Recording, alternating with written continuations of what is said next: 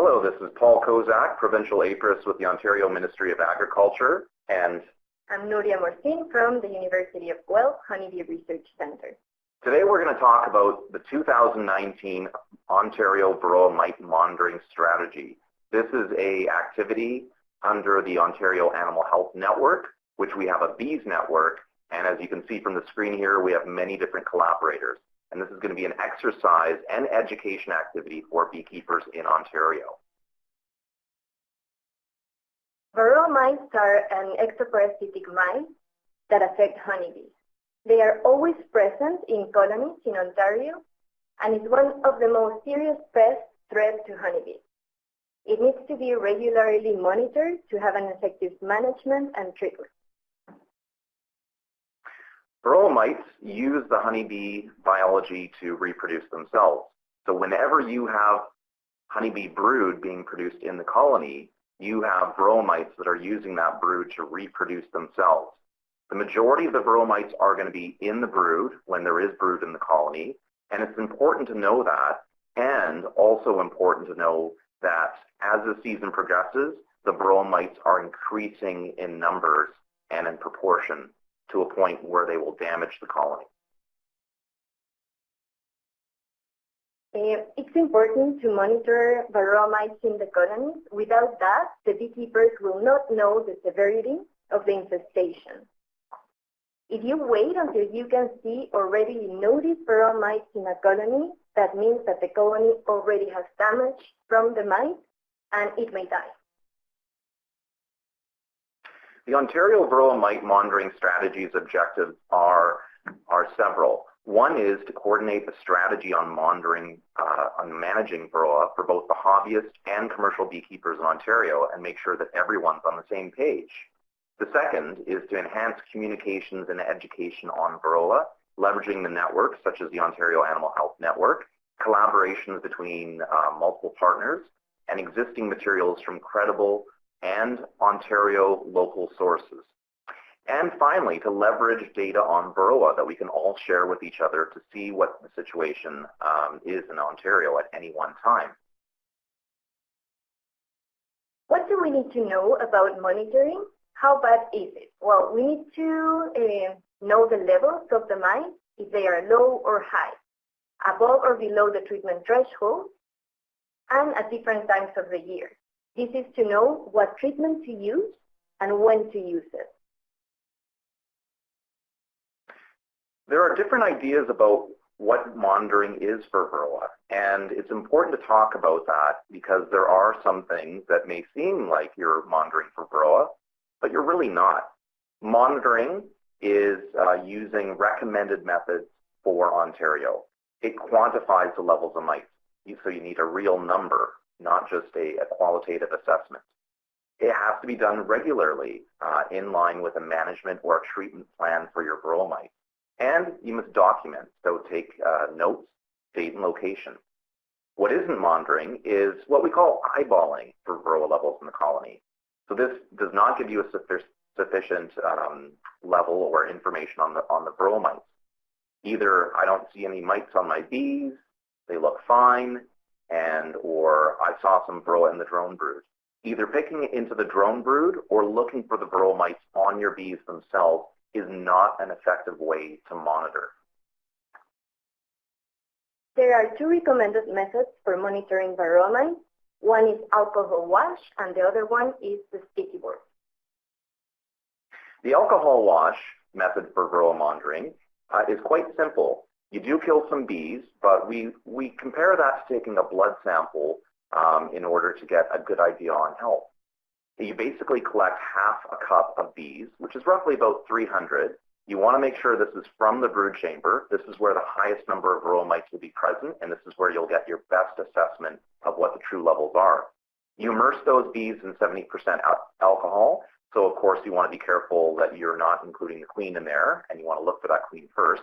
Shake for 2 minutes, filter through a screen, and count the number of Varroa per 300 bees and do the simple calculation. So if you have 3 Varroa mites per 300 bees, you've got an infestation level of 1%.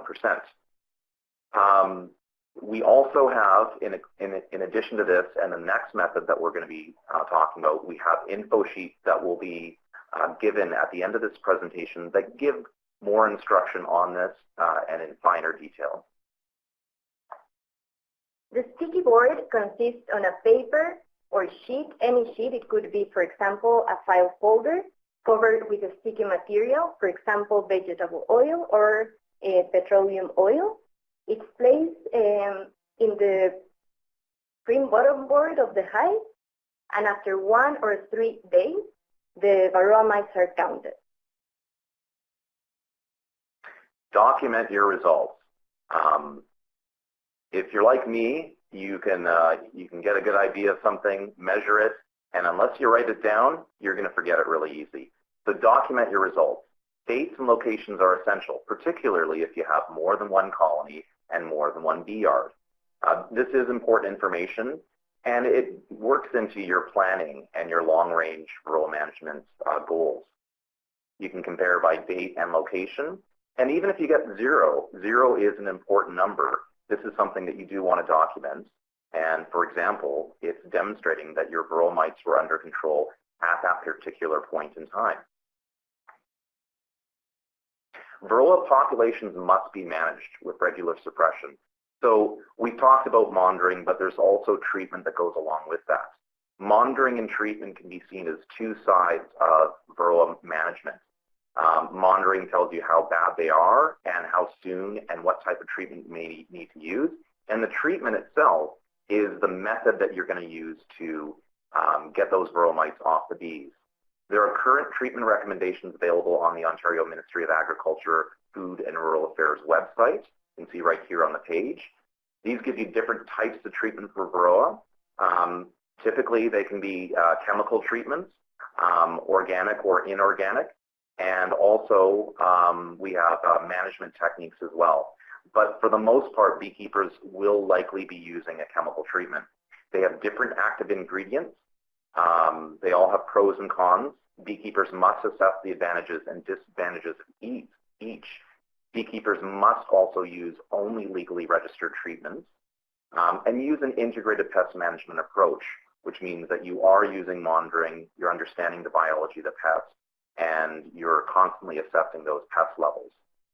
There's more information on the treatment recommendations, and again, you'll see more information at the end of this presentation, which brings you into further detail.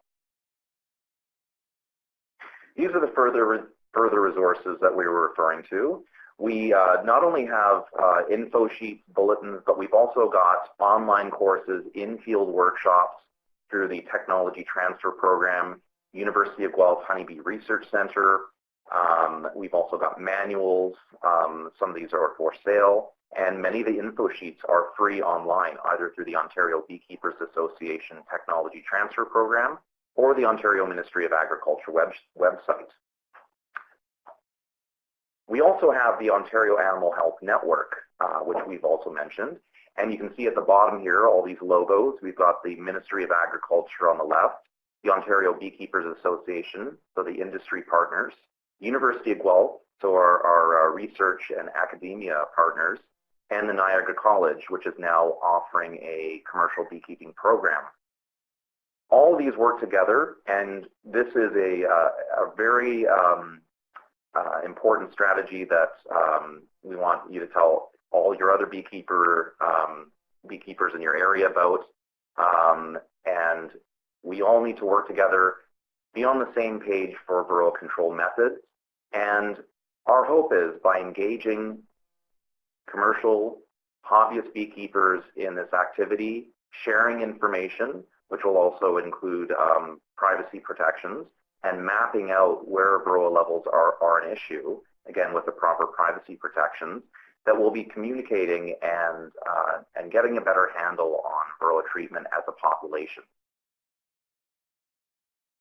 Thanks for your time, and there'll be more information online, and we'll talk to you soon.